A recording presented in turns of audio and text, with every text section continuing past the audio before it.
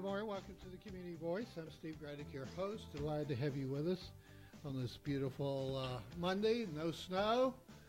It's great. I'm very thankful for that. And we're honored to have in studio once again Duane, President of West Georgia Right to Life. Good morning, Duane. Morning, Steve. Appreciate the opportunity. Well, thank you. I'm sorry to say that I look forward to the day where we don't do this annual program. And but as of now, we can't say that. Roe v. Wade anniversary on the 21st, this past couple of days. March for Lives in Washington and Atlanta. You were, I assume, at the March for Life in Georgia. Tell us about it. We were downtown in Atlanta this past Friday. It was our March for Life. It's sponsored by the Georgia Right to Life.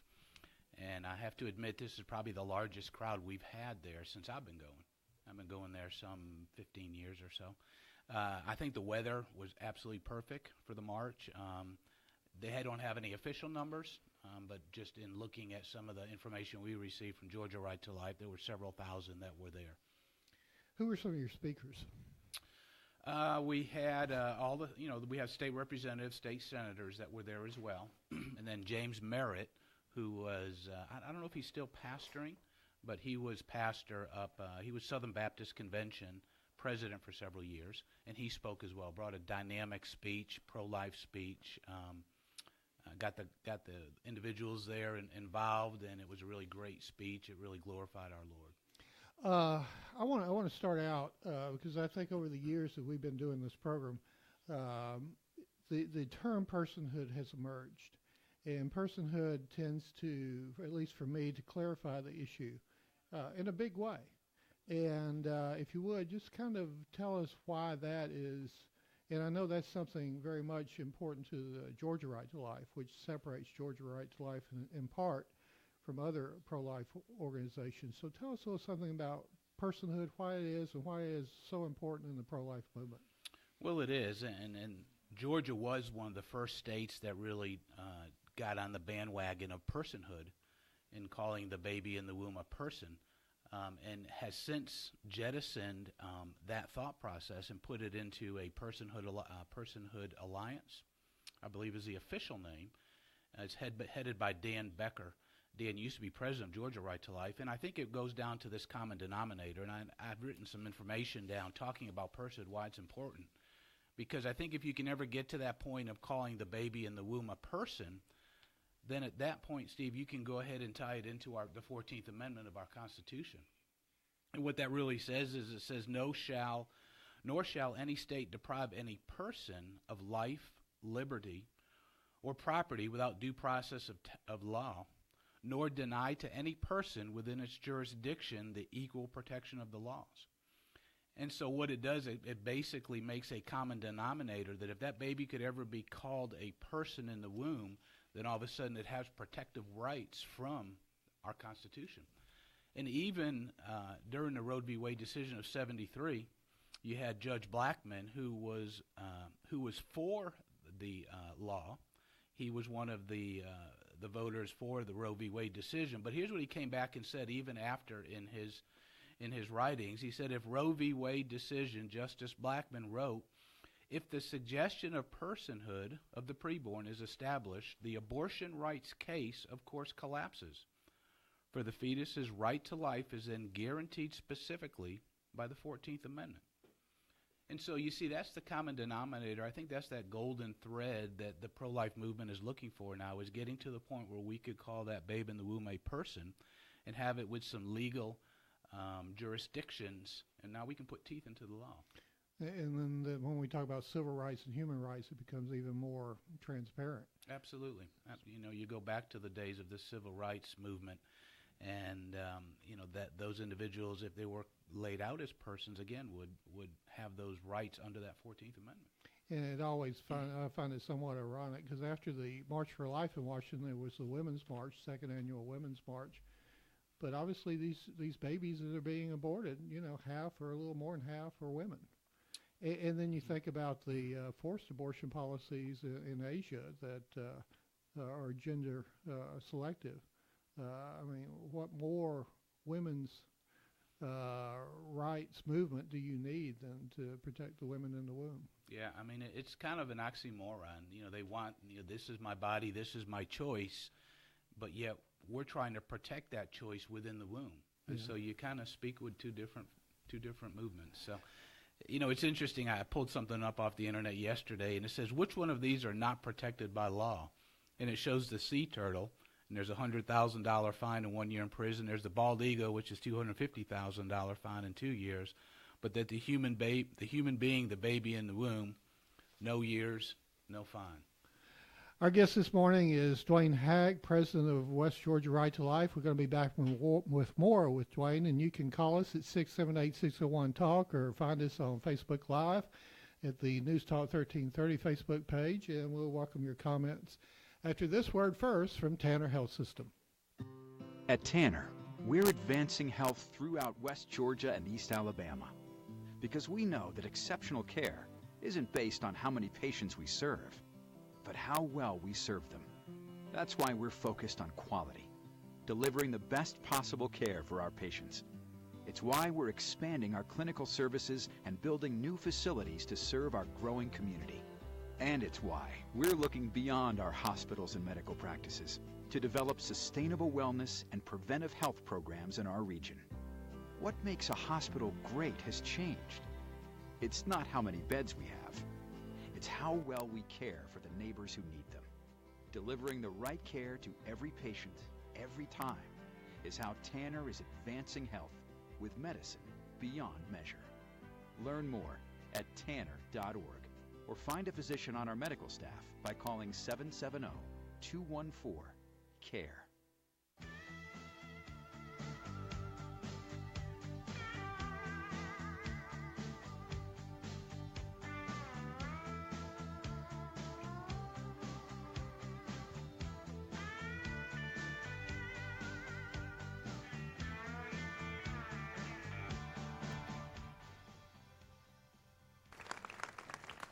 Today I'm honored and really proud to be the first president to stand with you here at the White House to address the 45th March for Life. That's very, very special. 45th March for Life, and this is a truly remarkable group. Today, tens of thousands of families, students, and patriots, and really just great citizens gather here in our nation's capital.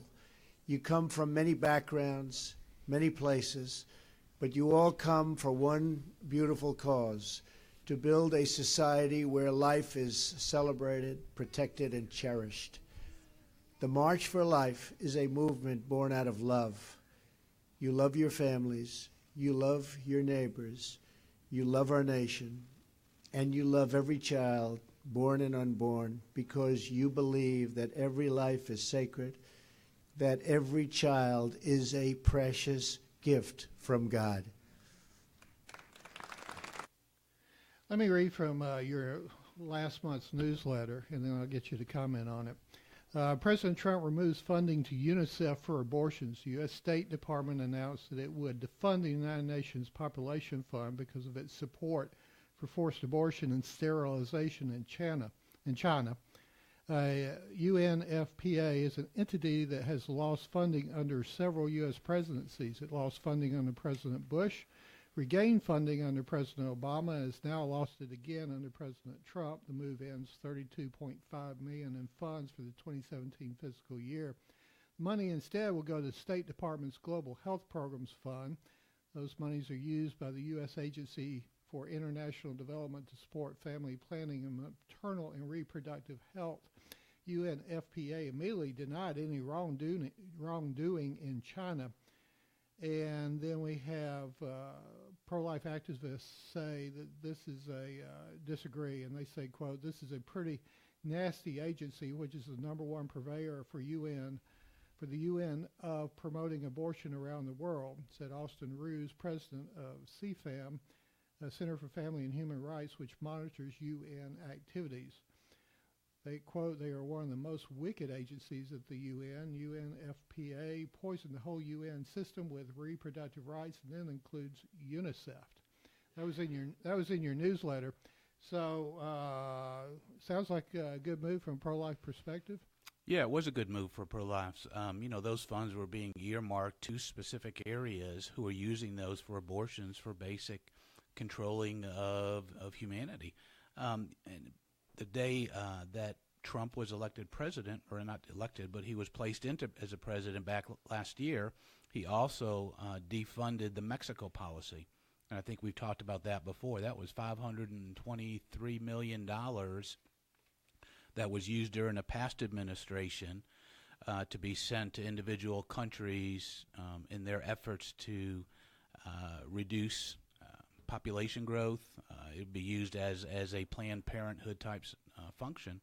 And those funds were earmarked previously for those areas, and President Trump did a resolution removing those funds. So that was the second thing Obama put in place when he was inaugurated. Yeah, and he did it on the same day that he was inaugurated. Yeah, that same and that's day. something. And that's our taxpayer funds. That's our funds. I mean, that's going to Mexico. Yeah. But anyway, so that's been ended. Tell us a little something about last April. Understand that Trump passed some sort of order that allows the states to be more restrictive in how Planned Parenthood funding comes to the states. Right. The National Right to Life came out Friday and said that President Trump is the most pro-life president that sat in that chair in Washington, simply because some of the legislation he's written, the stance that he's taken. The bill last year in April was basically to defund part of those funds that were going to Planned Parenthood. That's a whole nother discussion I don't know if we'll get into today, but Planned Parenthood received over $532 million of our tax dollars as well to be able to use it for their functions. And so what Trump did was he signed this resolution that disallowed those funds to flow through Planned Parenthood, and states could use the funds that they were using previously to be able to be given to individual women's clinics that do not provide abortions. And so it would be a state's choice where those funds would be disseminated to. Okay, and that's going on in Georgia. They're making moves in that direction. That's correct. Yeah, that's correct. Our legislators are working through that as well to make sure that those funds are earmarked directly for clinics that are more involved with the women's health. Planned Parenthood, we've talked about this in the past, the monies that they receive. The latest numbers that we had, and I don't know if this is a good jump-off spot for Planned Parenthood or not, but the latest numbers that we received from 2014, 2015, they've got 59 affiliates, 661 across the world. But they received in the last financial package that we had reviewed was in 15, they had received $553 million from the government. But yet they showed record profits that year as well, of $62 million of record profits. And they had such individuals such as Warren Buffett gave $62 million, Bloomberg gave $50 million, Soros gave $20 million. And so they're receiving these funds, but yes, they performed less functions for women's health care. For every adoption that they had, which was 2,024 adoption referrals, there were 327,000 abortions. So if you do the math real quick, that's for one referral that they referred somebody for an adoption, there was 160 abortions. Yet they had record revenues in 2015. And I don't want to go through the program without pointing out the fact that they target African-American communities through their marketing campaigns and their location of clinics, correct? Correct. Well, you just look at where all the Planned Parenthood facilities are located within the state of Georgia. I mean, they all are located in lower minority areas. It's kind of a travesty, unfortunately, in the state of Georgia that 30% of the population is African American, but yet 60% of the abortions are in the African American community. Let's stay on Trump for a minute. Now, apparently, one positive thing is that by allowing the purchase of health insurance across state lines,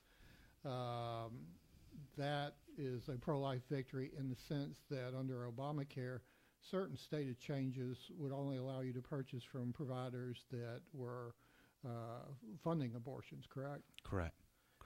So that's another win in effect. I mean, these are small wins in a sense, but they're still wins. You eat an elephant one bite at a time. And so, yes, they are wins for us. I mean, it allows individuals to choose those medical plans that don't have abortion aligned to it. There's something else that came out, and I don't know if you've read this, but it was the 2017, it was just that new law that was put into effect. It was called the Tax Act and Jobs Report. And if you scroll down really deep into the details, in H.R. 1, which became law, it passed through the House, passed through the Senate, if you scroll down really deep into it, it talked about the 529, Steve. And what it talked about here in Section 1203, it says here that it allows distributions to be used for certain expenses required for attendance in registered apprentices programs, and specify that an unborn child may qualify as a designated beneficiary, which in the past that wasn't the case. That was a clause that was added in this bill. So in essence, if I had a grandchild in the womb, I can specifically earmark those funds, even though that babe is still in the womb. I can earmark those funds for that individual versus having to go through a facilitator or a designate, and then who in turn will allow those funds to be for that baby. But it specifically calls out in Section 1203 that it can be qualified for an unborn child may qualify as a designated beneficiary. So as soon as that bill went into law, I think the pro-choice groups really started setting off some alarms. So this is just, again, another small piece, another small bite, another victory for us to put on the hill as we climb. But that's consistent with a state that has feticide laws. That's correct. I mean, if we have feticide laws, we're already contradicting ourselves. Yeah, George Bush, and I was doing some studying yesterday and working on some details. 2003, George Bush wrote the feticide law, which protected the mother and the unborn babe in the womb. Should it be during during a homicide or during a situation where both mother and babe lost their lives. Both of those were protected under Bush's law, which still stands to this day. You know, one of the greatest fundamental changes in America, I think, has been with Roe v. Wade, in that, it used to be if you wanted to amend the Constitution, you got 2/3 of the states to vote, and and then the Congress had to vote. And now all you got to get is 5 judges, and you're amending the Constitution. That's correct. I mean, that's a very fundamental change in our system of government. Sure it is. And maybe during the next segment we can talk about the Gorsuch nomination, because again, that's one of those little wins that, elections have consequences. And by having Neil Gorsuch in there and some of the writings and some of the past history on some of his decision is really as long as he follows through with what he's spoken in the past, a big victory for the right to life movement. And apparently Ginsburg is not in the best of health either. So that's correct. So Trump may have some more. Before we have to go to the next break, I do want to talk about and I don't know this much about it, but the Born Alive Abortion Survivors Act. Apparently the U.S. House is going to vote on that coming up.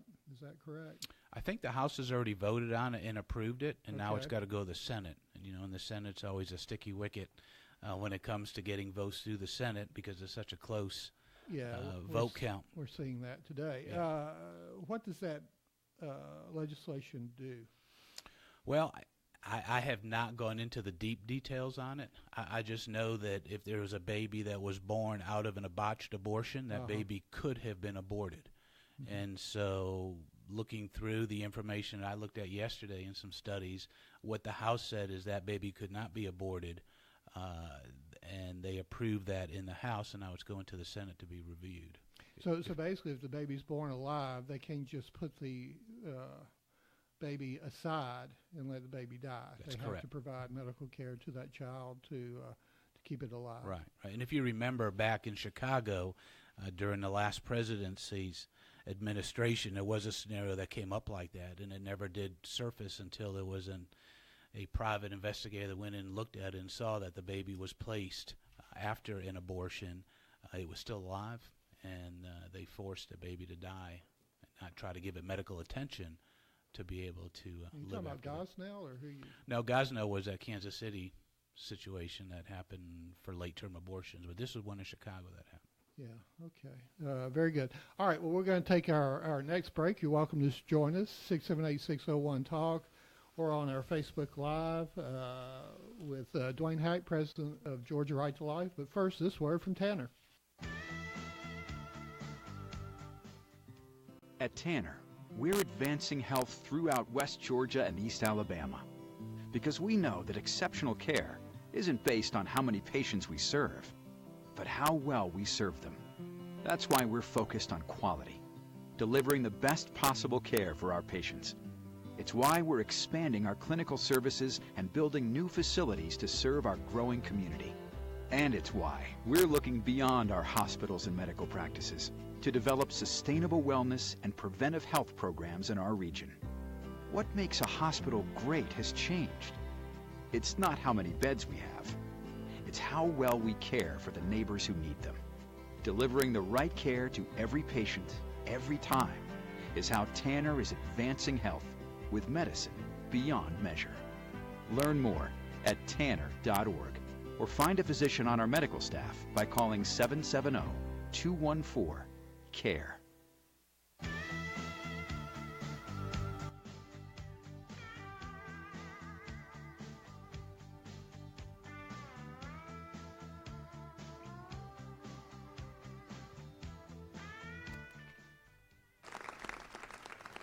As you all know, Roe versus Wade has resulted in some of the most permissive abortion laws anywhere in the world. For example, in the United States, it's one of only 7 countries to allow elective late-term abortions, along with China, North Korea, and others. Right now, in a number of states, the laws allow a baby to be born from his or her mother's womb in the 9th month. It is wrong. It has to change. Americans are more and more pro-life. You see that all the time. In fact, only 12% of Americans support abortion on demand at any time. Under my administration, we will always defend the very first right in the Declaration of Independence, and that is the right to life. We all know that 6 million Jews, besides the Jews, the infirm, the disabled, were slaughtered by Hitler, which is inspired by the eugenics of Planned Parenthood founder Margaret Sanger. We also know that 40-plus million people were actively and passively starved to death by Soviet and Chinese communists, including 4 million Ukrainians. We know of the 1 million by Pol Pot of Cambodia that were killed. We know of the 1.5 million Armenians by the Ottoman Empire that were killed. Of course, I'll leave it to others to determine the number of other of slaves, Africans that were killed in the British slave trade and American slavery. We, of course, know of the 1 million Rwandas during their genocide. That was in 1994. We know about gender selection abortion in China, Asia, and India. And now we have 60-plus million American babies have lost their lives in abortion in America. How do you put all that into perspective? The numbers you just read, I was doing some quick math as you were going, and it was almost 59 million that you can count right there that we know of. Abortion in America since 73 has been 60 million.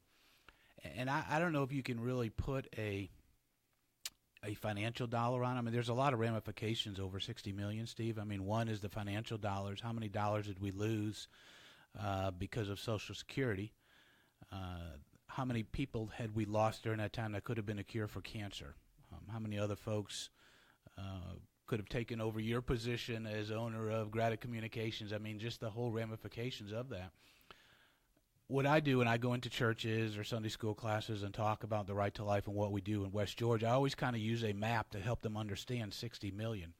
I mean, if you take the states of Arkansas, Louisiana, Mississippi, Georgia, Alabama, Tennessee, North Carolina, South Carolina, you go up to Virginia, West Virginia, and the District of Columbia, and basically just wipe that section of the country off the map, and that's 60 million. And I think when you can get a visual and add effect, I think it really brings home what 60 million is. It's amazing, the ramifications of that. When we were listening to President Trump speak there, he talked about that you can allow to abort the baby all 9 months. And I think I might have brought this up in the past, but there was 2 cases on January 22nd, 1973. It was Roe v. Wade, but there was an underlying case as well that was called out by the Supreme Court, and it was Doe versus Bolton.